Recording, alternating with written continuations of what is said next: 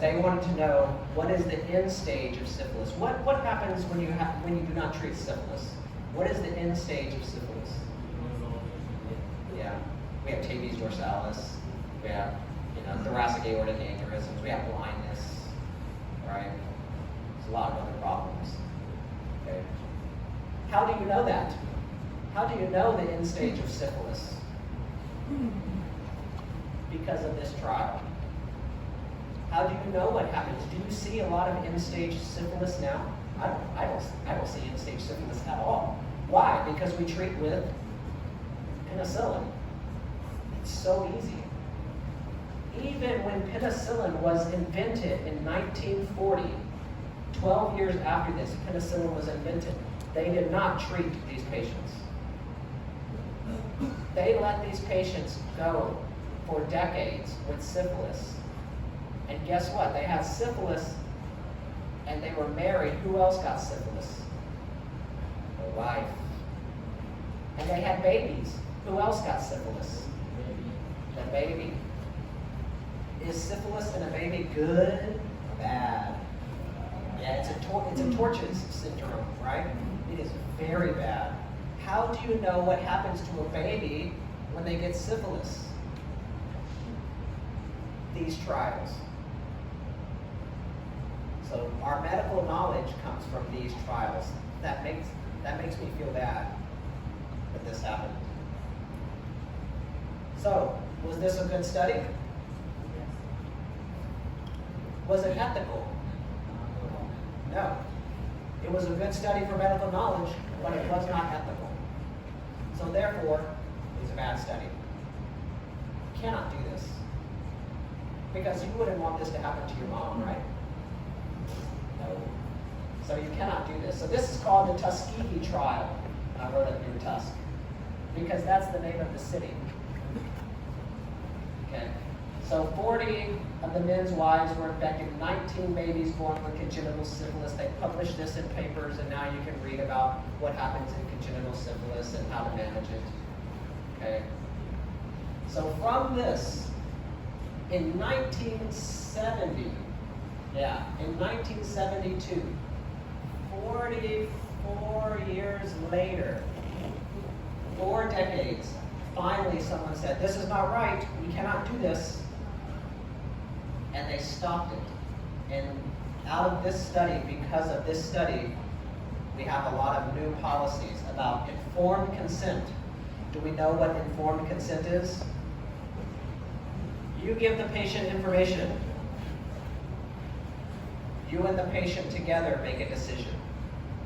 Okay, the patient has information, they have knowledge, they can make a decision. This is hard in many Asian countries because many people from villages, many people who are from far away, maybe they speak a different language, it is hard to give them information that they understand.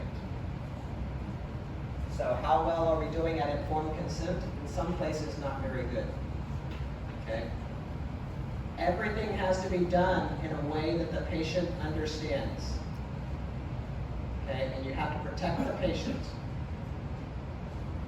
All right, so good. We finished that. Everything's good. We're all going to be good, right? I mean, like, are we all going to be good now? We still are going to have problems? Heck yeah, we're still going to have problems. Okay? Does anyone know who this is? You can call him Dr. Death. Okay? Dr. Death. Is that a good name for a doctor? Probably not. Okay. You do not have to know how to pronounce his name. Dr. Jack, I guess. He was a pathologist who came to America. He started in 1959, and this is his slogan. He said, my life, my death, my choice. So, beginning in 1989, patients who were like, I'm so depressed, I don't want to live anymore. Guess what he would do for them? Morphine, propofol, phenobarb, something, and the patient would die. Yeah? Is this okay? Is it okay to kill people? Even if they come to you and say, please kill me. Please, please, please, I'm so sad. Please kill me. Is it okay for a doctor to kill a patient? This is black and white. This is not okay for you to kill a patient. We're going to talk about this. So he would inject people or have them inhale carbon monoxide, and the patient would just die. 130 people that we know of died. Many of them, they had dementia, or they had schizophrenia, they had bipolar disorder, they had something that impaired their ability to make decisions. They could not make good decisions for themselves. They lacked capacity. That means they cannot make decisions for themselves. So he gets put in jail because he killed a bunch of people. This is where it's different, and we have two doctors who do palliative care in here. Do you give patients morphine sometimes? Yeah. Do you give them 100 milligrams of morphine? Huh? Yeah? Okay. Yeah. If they're in really bad pain, that's fine. Do you make them inhale carbon monoxide? No. Okay. So this is the difference, okay? This is palliative euthanasia. I don't like that term. That's very complex. Ugh, it's a stupid term. But you see, Thailand, palliative euthanasia is fine.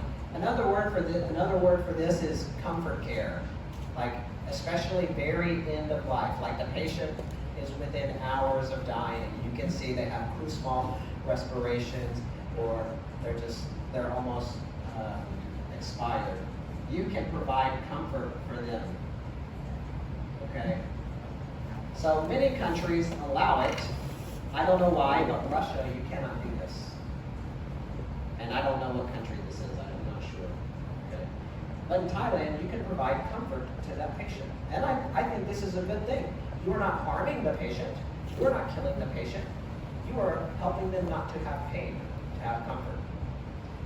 This, physician-assisted suicide. So you can go to the doctor, and the doctor will evaluate you.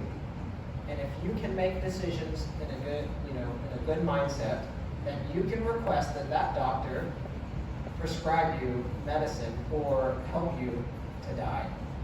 Maybe you're 35 years old, maybe you just lost your job, maybe you're being discriminated at work, maybe you're just really sad, maybe you got a diagnosis of breast cancer, maybe, I don't know. But you can go to some of these states in America or to Canada or some places in Australia, and you can ask them to help you to die. Does everyone feel okay if a patient comes to you, would that make you feel comfortable? Like, oh yeah, I'll help you die. That would make me feel very uncomfortable.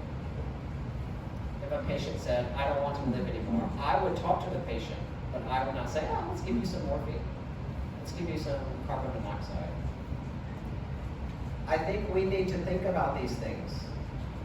Many students are good about, I don't want to think about this. But this is something that I think will be pressing, will be a topic in your generation.